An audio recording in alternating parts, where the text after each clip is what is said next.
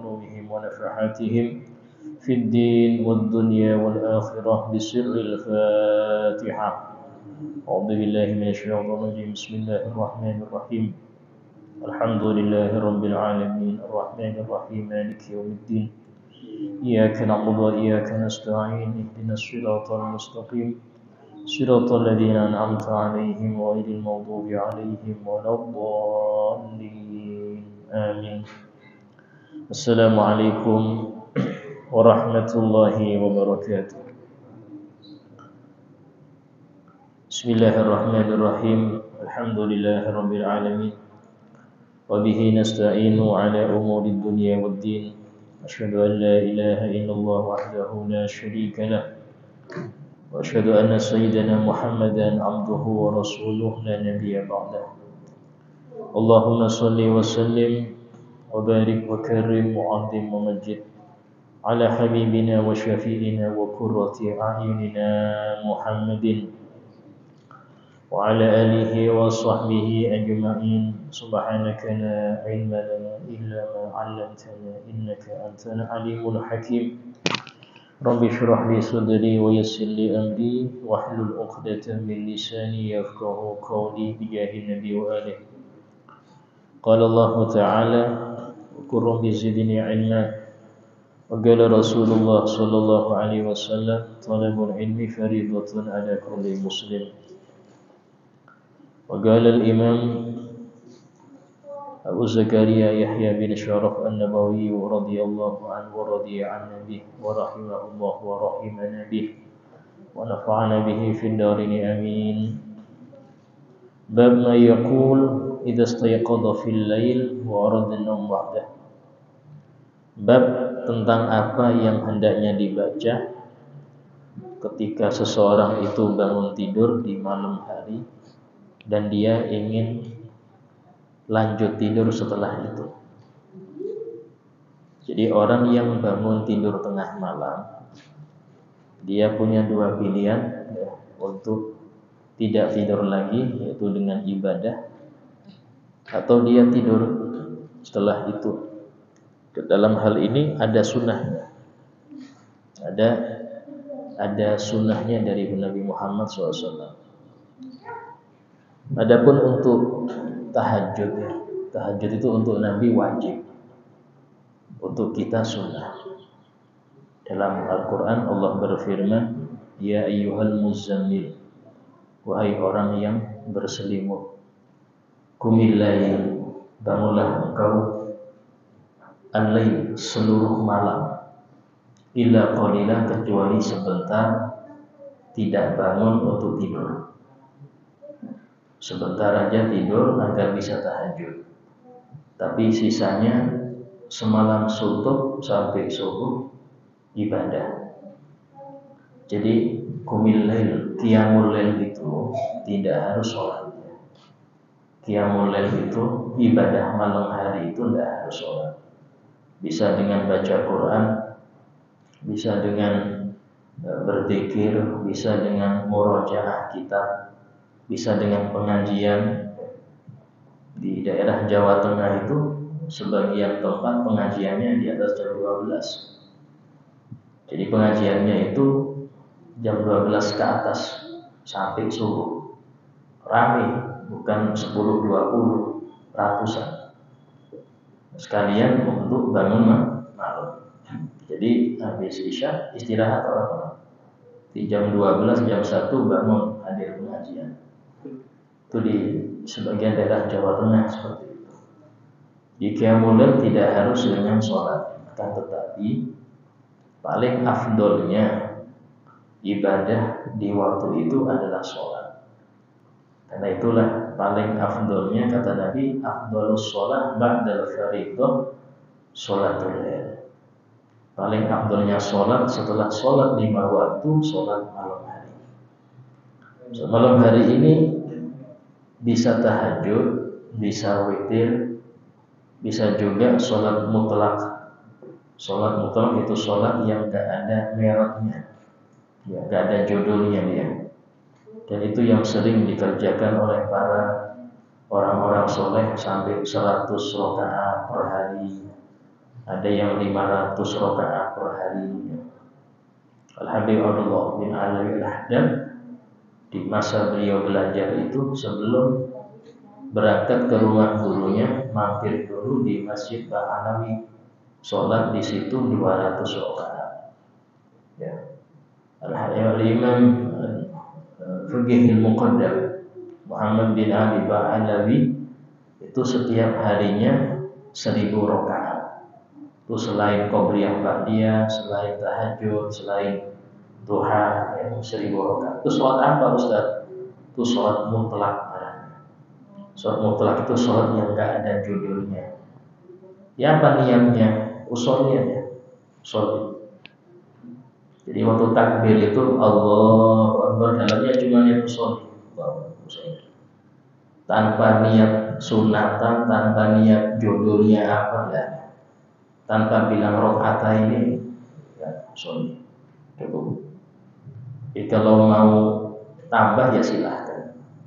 Tapi ya panjang nanti. Takbirnya agak lama. Yang mereka yang kadang takbirnya agak lama. Termasuk kurang pas kalau takbir itu kepanjangan. Kecuali di ta'lim untuk ngajari. Anda jadi imam untuk murid-murid atau anak-anak untuk memberitahukan niat itu di hati di dalam takbir. Biasanya mereka ini meriksa, benarkah? Itu kita contohkan. Tidak apa-apa kita panjangkan untuk ngajari mereka bahwasanya niat itu di hati. Tapi kalau sudah terbiasa, sudah ngerti, kembali ke asal, yaitu apa? Jangan panjang-panjangkan takbirnya.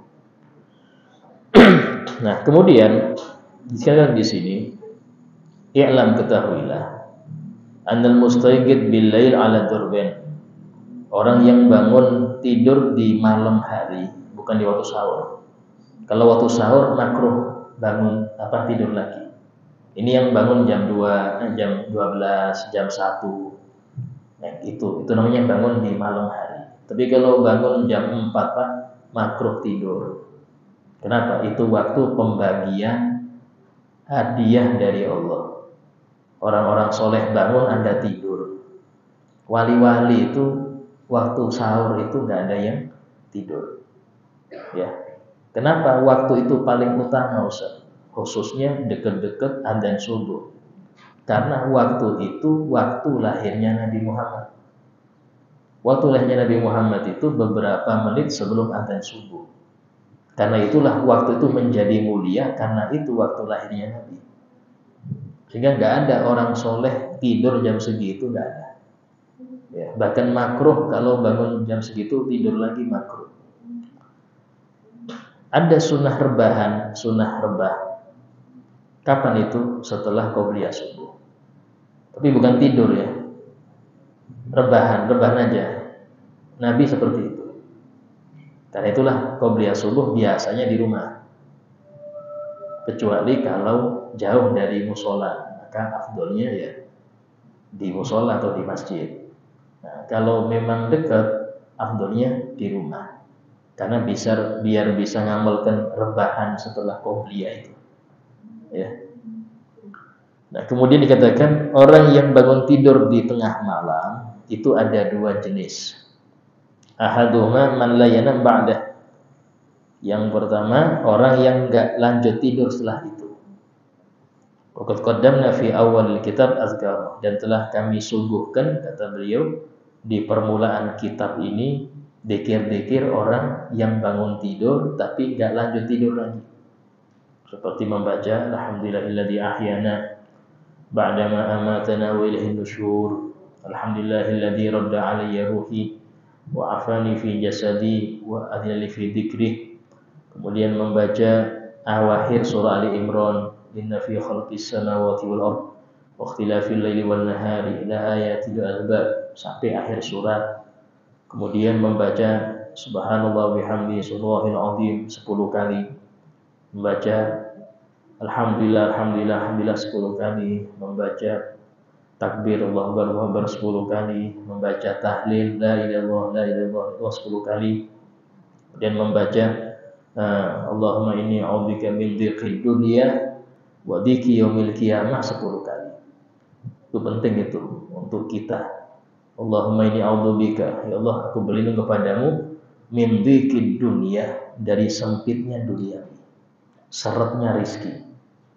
Wa min dhiqi yaumil qiyamah, dan dari sempitnya nanti di hari kiamat. Itu bacaan Nabi itu. Dibaca setelah kita bangun tidur, ya, sebelum kita beranjak ke kamar mandi, baca itu dulu 10 kali. Allahumma inni a'udzubika min dhiqid dunya wa dhiqi yaumil qiyamah. Ya. Itu zikir-zikir setelah kita bangun tidur. Nah, baru kemudian ngambil air wudhu. Nah, itu sudah berlalu, sudah di awal kita bahas itu. Wasani yang kedua, man yuridun naum ba'dah. Jenis kedua, orang yang ingin lanjut tidur. Ya, orang yang ingin lanjut tidur. Fahada, maka untuk orang ini yustahabbu lahu an yadhkurallah ta'ala. Disunahkan untuk dia berzikir kepada Allah sampai ketiduran. Artinya dibuat zikir dia sampai dia benar-benar tidur lagi.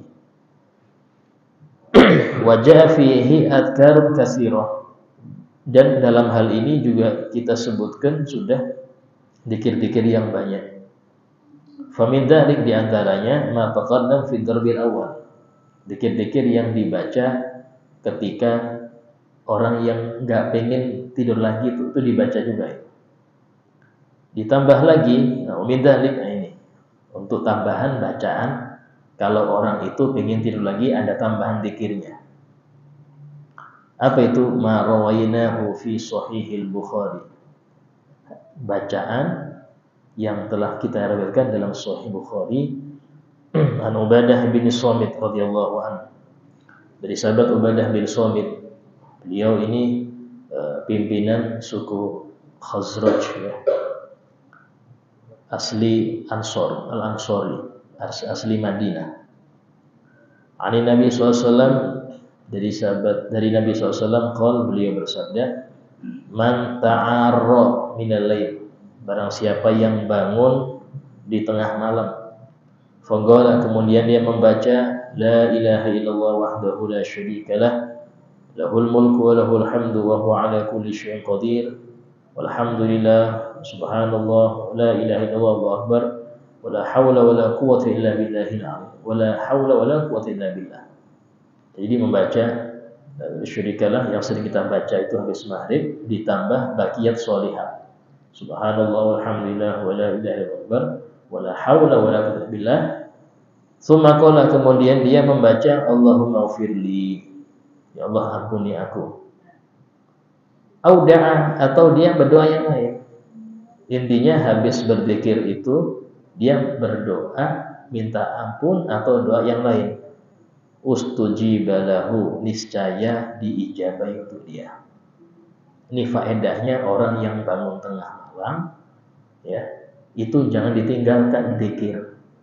Zikir yang Nabi sebut itu, la ilaha illallah wahdahu la syarikalah, lahul mulku wa lahul hamdu yuhyi wa yumiit wa huwa ala kulli syai'in qadir. Subhanallah walhamdulillah wa la ilaha illallah Allahu akbar wa la haula wa la quwwata illa billah. Baru doa. Doa paling afdal minta ampun. Doa paling afdal itu minta ampun. Kenapa? Kalau orang minta ampun, ampunan Allah itu bikin Anda enggak masuk neraka. Kalau Anda minta surga, bisa jadi mampir dulu. Tapi kalau Anda enggak masuk neraka, pasti ke surga. Karena enggak ada tempat ketiga di akhirat. Karena itulah rata-rata doa orang-orang, para nabi-nabi itu minta ampun. Nabi Nuh itu di surat Nuh disebutkan Rabbi ufirli, minta ampun. Rabbi ufirli wali walidayya waliman dakhala baitiya mu'minan walil mu'minina wal mu'minat. Ya Allah, ampuni aku dan ampuni kedua orang tuaku. Dalam ayat ini ulama tafsir menjelaskan bahwasanya mendoakan orang tua yang sudah wafat itu sampai dengan ini Nabi Nuh ini orang tuanya wafat sudah. Bayangkan beliau aja umurnya 1000 tahun, Pak. Orangnya sudah wafat. Tapi Nabi mendoakan itu, Nabi Nuh, Rabbi firli wali walidayya. Ini menolak pendapat orang yang mengatakan, oh enggak sampai, sudah mati selesai nggak usah didoakan. Aduh, Nabi Nuh jangan doakan. Rabbi firli wali walidayya. Waliman dakhala baiti mu'minan, dan untuk siapapun yang masuk ke rumahku dan dia beriman. Jadi tamu-tamu yang pernah masuk di rumah Nabi Nuh didoakan semua. Ya, tamu muslim dapat doa. Walil mu'minina wal mu'minat, secara umum seluruh mukmin laki-laki dan mukmin perempuan. Artinya di sini orang tuanya dapat berapa kali doa. Yang bertamu dapat berapa kali doa, karena dapat mukminin juga yang masuk rumah beliau juga ada dapat. Ya. Nah, itu faedahnya istighfar. Atau doa yang lain, ustujibalah, maka niscaya dia akan diijabahi doanya. Fa in tawaddoa, sumpama, dan jika dia itu berwudu, wis kayak enggak jadi tidur, wudu aja. Kubilat sholat tuh, diterima sholatnya. Artinya dia wudu itu untuk sholat, maka diterima sholat dia. Ya. Nah, dan dalam hal ini, ya, bagaimana fadilah di dalam berzikir habis bangun itu, walaupun tidur lagi itu ada zikir. Tetapi kalau seumpama sudah dekat subuh, atau dia menyangka ini kalau saya tidur ini kayaknya nggak bangun kecuali adzan subuh, makruh Anda lanjut. Makruh. Minimal Anda bangun, ya, kemudian sholat 2 rakaat, tidur sudah. Karena disebutkan orang yang dia tidur sampai adzan subuh, balas syaiton fi udhuni, setan kencing di telinganya.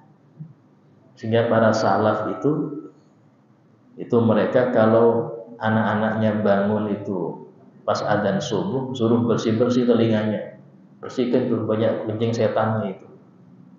Ini yang adzan pas adzan subuh bangun. Ya, apa kalau terbit matahari baru bangun? Ini bukan kencing lagi. Ya Allah. Karena itulah dalam hal ini biasakan untuk kita itu bangun malam. Apa sih yang bikin Anda semangat itu apa? Masa kalah dengan nonton bola? Nonton bola itu kita sampai pesan ke istri, pesan ke anak, alarm dihidupkan. Kenapa? Champion, Ustaz. Jangan sampai ketinggalan di champion. Kita semangat. Kenapa enggak sesemangat itu ketika kita minta sama Allah? Apalagi yang mungkin ke pasar sebelum subuh, ya, tempat kerjanya, itu dia semangat. Kalian yang ke pabrik-pabrik itu, ya, ke mana itu, Kideko ke mana, itu sebelum subuh sudah bangun. Sudah bangun untuk nyari dunia.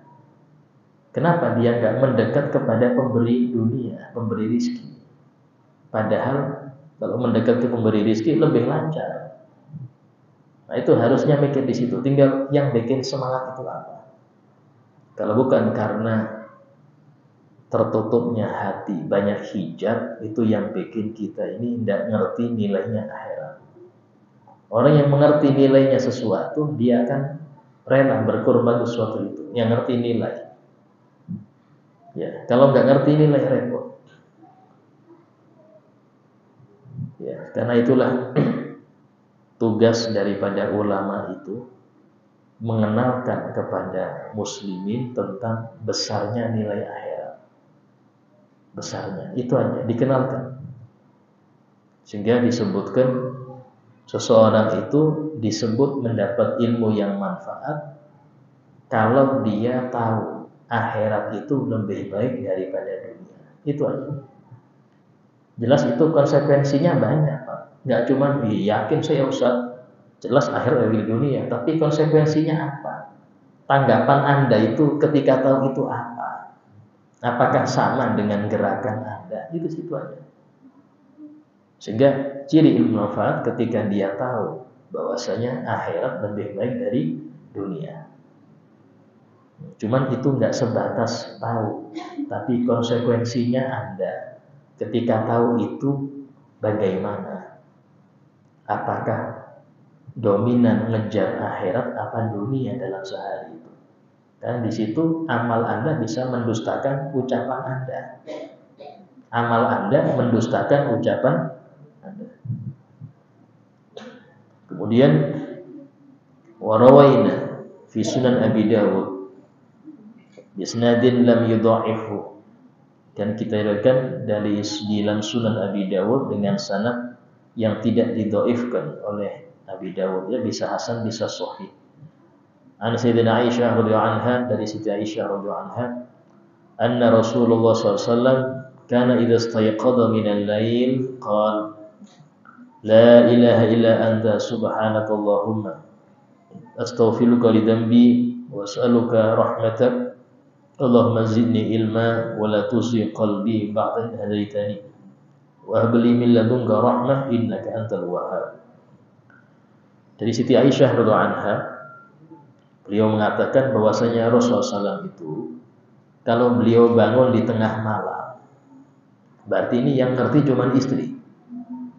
Karena itulah di antara keutamaan Siti Aisyah ini, kita dari Siti Aisyah tahu sunnah-sunnah, bacaan-bacaan yang Nabi kerjakan di dalam kamar itu kita ngerti dari Siti Aisyah.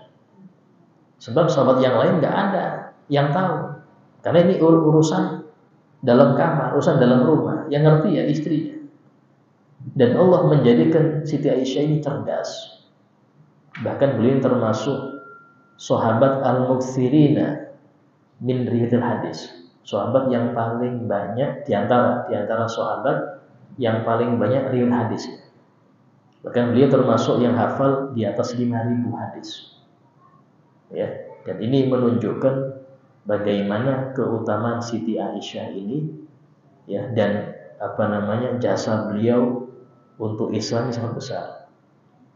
Nah, di antaranya beliau mengatakan tadi, Rasulullah SAW itu setiap kali beliau bangun di tengah malam, maka beliau membaca La ilaha illa anta subhanakallahumma, tidak Tuhan selain Engkau, Maha suci Engkau ya Allah, astaghfiruka lidambi, ku minta ampun kepadamu untuk dosaku. Di sini menunjukkan bacaan Nabi itu bukan untuk Nabi sebagian, tapi untuk umatnya. Karena Nabi mustahil ada dosa. Nabi itu mustahil ada dosa. Ya. Terus ini kenapa Nabi kok minta ampun untuk dosanya? Ini untuk contoh umatnya. Itu yang pertama. Ada yang mengatakan, ini tetap bacaan untuk Nabi juga. Tapi arti dosa di sini secara bahasa. Apa itu? Sesuatu yang Nabi anggap dosa. Nabi anggap salah, padahal bukan. Maksudnya gini, Nabi SAW itu setiap waktu naik tingkatannya. Nah, ketika beliau melihat hari yang kemarin atau beberapa saat yang sebelumnya, itu Nabi menganggap ada yang kurang, ada yang teledor. Karena Nabi naik, sehingga menganggap yang tadi kurang nih istighfar. Naik lagi sejam kemudian, lihat yang tadi kurang nih istighfar dia. Nah, itu yang dimaksud.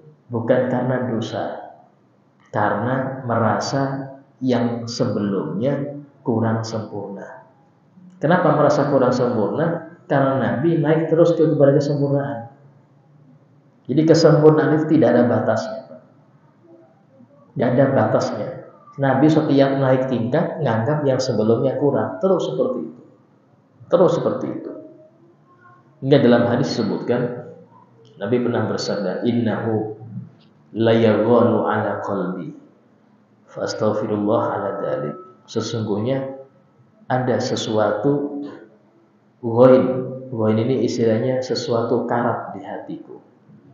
Sehingga aku istighfar untuk itu. Kok Nabi kan sekarat hati kayak apa?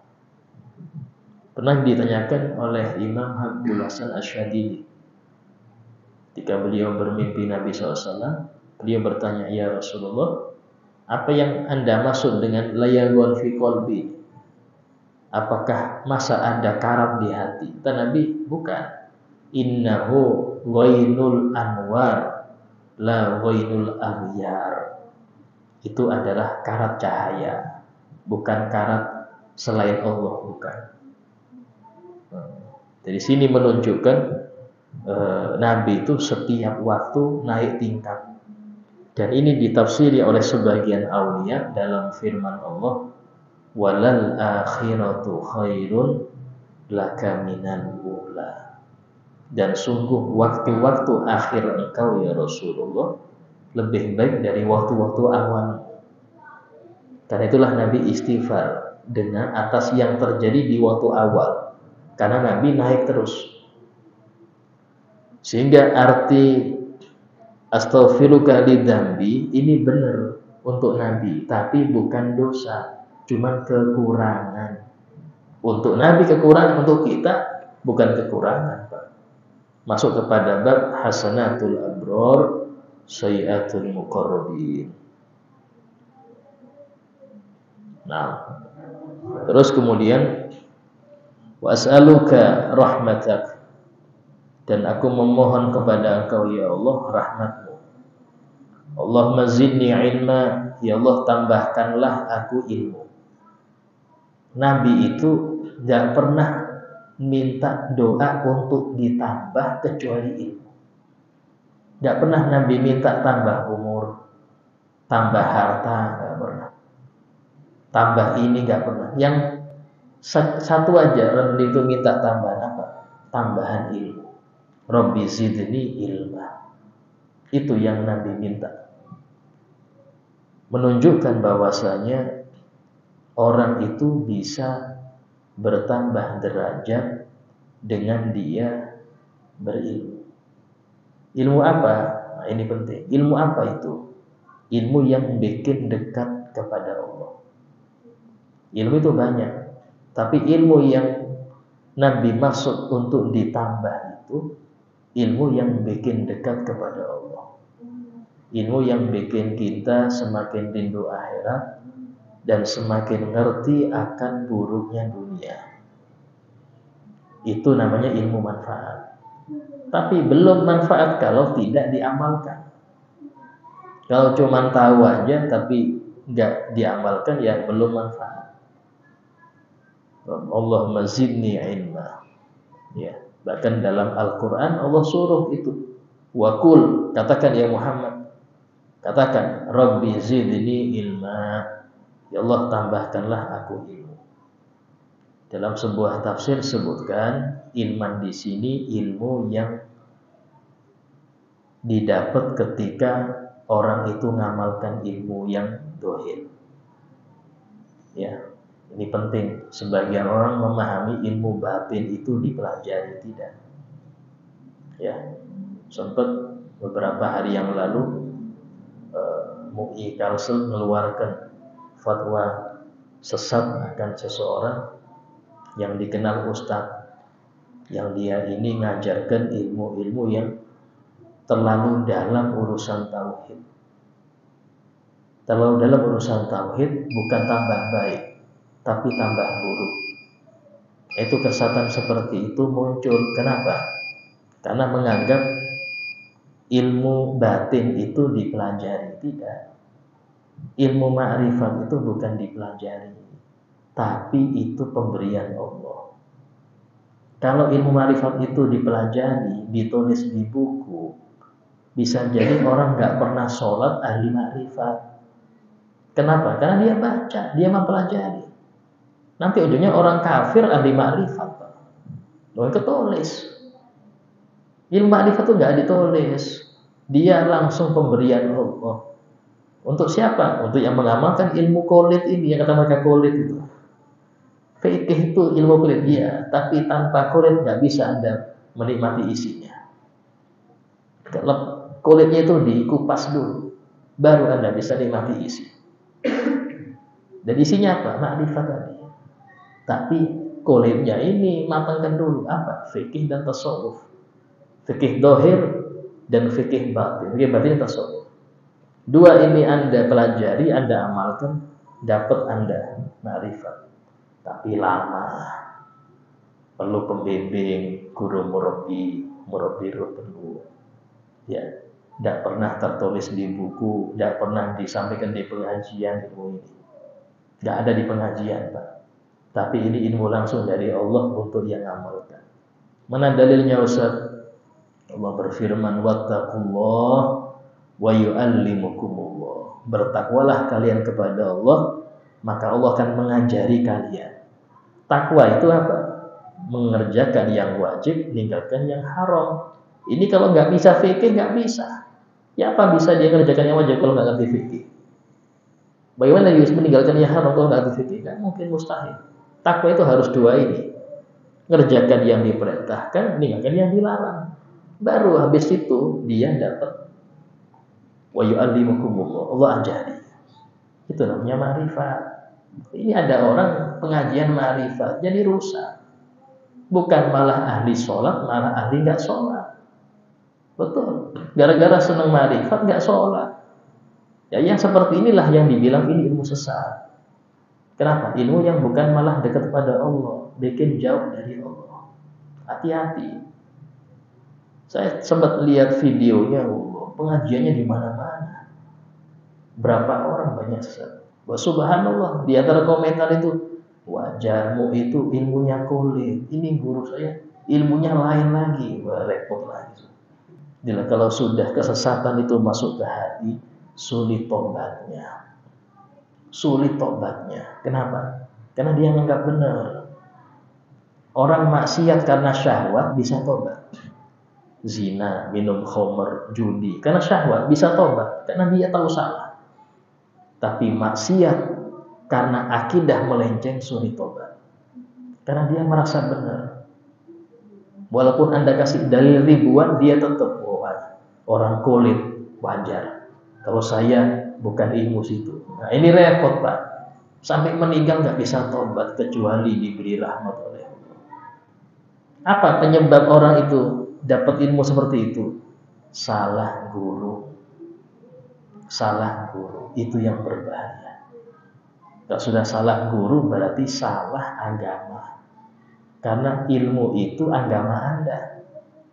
Ilmu itu agama, kata saya. Ya. Kata beliau disebutkan bahwasanya in hadal ilma dinun. Maksudnya ilmu agama ini adalah agama engkau. Fanduru amman ta'khuduna dinakum. Maka perhatikan dari siapa engkau ngambil agamamu ini. Jangan sembarangan. Karena salah guru bisa repot Anda. Orang salah dokter paling full meninggal. Tapi kalau orang salah guru sampai akhirat. Sampai akhirat, hati-hati. Dan semoga Allah Ta'ala menjadikan kita orang-orang yang dipertemukan dengan orang-orang yang baik, orang-orang yang lurus, sehingga kita berkumpul dengan mereka sampai kepada guru-guru mereka, sampai Rasulullah SAW, ya. Dan menjaga kita dari setiap fitnah zaman, ya, fitnah akidah, fitnah kesesatan dan lain sebagainya. Ala hadiniyah wa kulli niyatin salihah wa ala ma nawa bihi salafuna salih. Al-Fatihah. Bismillahirrahmanirrahim. Alhamdulillahirabbil alamin. Arrahmanirrahim. Iyyaka na'budu wa iyyaka nasta'in. Ihdinas siratal mustaqim. Siratal ladzina an'amta 'alaihim ghairil maghdubi 'alaihim waladdallin. Bismillahirrahmanirrahim. Alhamdulillahirabbil alamin. Allahumma shalli wa sallim ala sayyidina Muhammad wa ala alihi wa sahbihi ajma'in.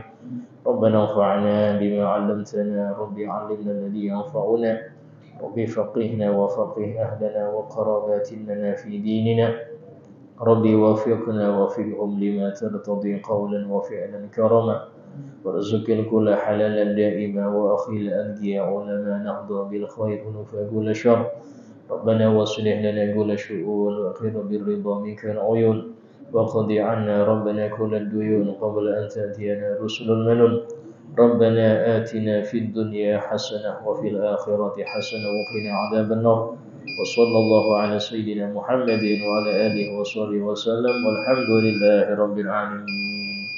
Assalamualaikum warahmatullahi wabarakatuh.